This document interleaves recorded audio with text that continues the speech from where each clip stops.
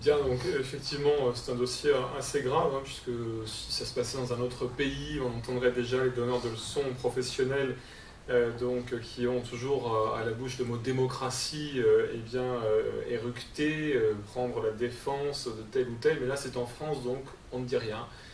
On laisse se faire cela, on laisse le parti politique et la candidate qui a été au second tour de l'élection présidentielle en affrontant le président élu.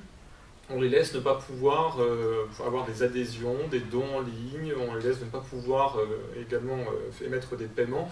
C'est quand même assez grave dans une démocratie d'en arriver à ce point-là. Je crois que vraiment c'est assez étonnant qu'il n'y ait pas une indignation de toute la classe politique sur ce sujet, et en tout cas nous, ça ne nous étonne pas, mais je tiens quand même à le relever, particulièrement aujourd'hui, puisque c'est un fait qu'on a dénoncé il y a maintenant quelques jours.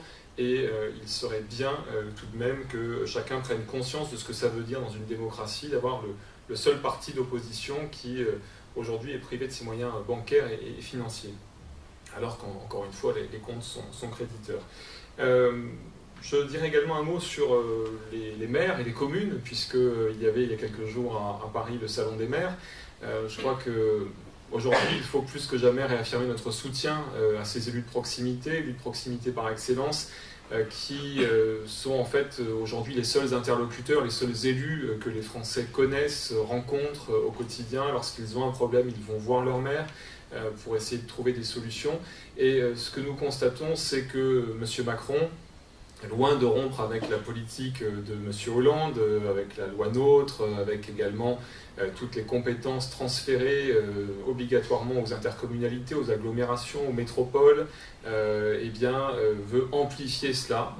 Il a d'ailleurs été accueilli par les sifflets et les huées par nombre de mes collègues qui ne s'y sont pas trompés. Aujourd'hui, on assiste à un sacrifice des élus locaux pour, encore une fois, essayer de couper les Français de leurs élus et de la démocratie de proximité au bénéfice de grands ensembles. C'est-à-dire qu'aujourd'hui, le transfert des pouvoirs, des souverainetés des communes vers les agglomérations, les métropoles.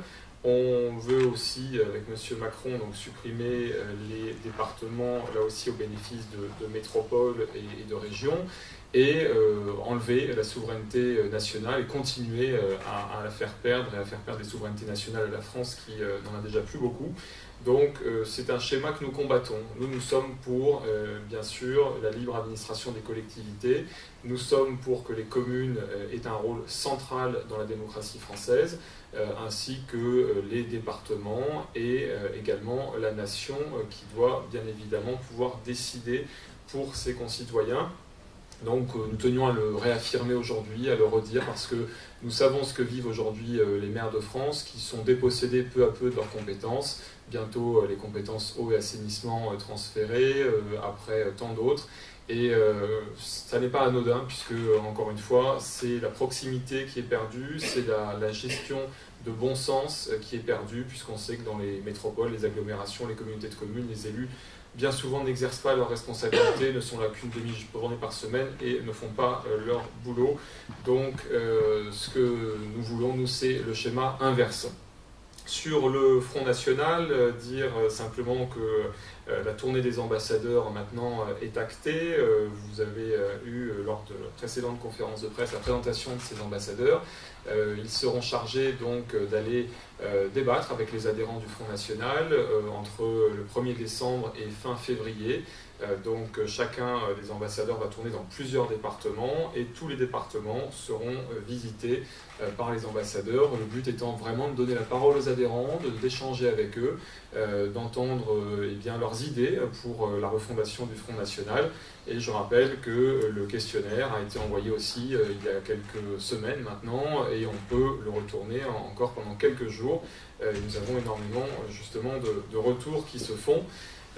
Puisque nous sommes quasiment au mois de décembre, on veut dire un petit mot également, puisqu'on va être dans la période sur les crèches, puisque ça va être un sujet dont on va entendre parler, avec encore de nombreuses associations qui aujourd'hui, sous prétexte de laïcité, on oublie les racines de la France, la culture également que nous avons. Alors je sais que pour M. Macron, président de la République, il n'y a pas de culture française, mais tout de même, les crèches font partie de l'identité française, de la culture française, et il est assez aberrant que, comme ce qui s'est passé à Pleurmel dans un autre registre, eh bien, on en vienne à s'attaquer aujourd'hui aux crèches. Je crois que les Français y sont très attachés, et les maires du Front National et apparentés continueront bien sûr à défendre cet élément de notre identité, notre culture. Donc, bien évidemment, nous continuerons cette année encore à mettre des crèches dans nos hôtels de ville parce que nous ne tirons pas devant la Ligue des droits de l'homme et autres associations grassement subventionnées qui sont là pour gommer l'identité française. Voilà les thèmes que nous souhaitions aborder aujourd'hui avec vous. Et nous sommes évidemment à votre disposition pour répondre à vos questions.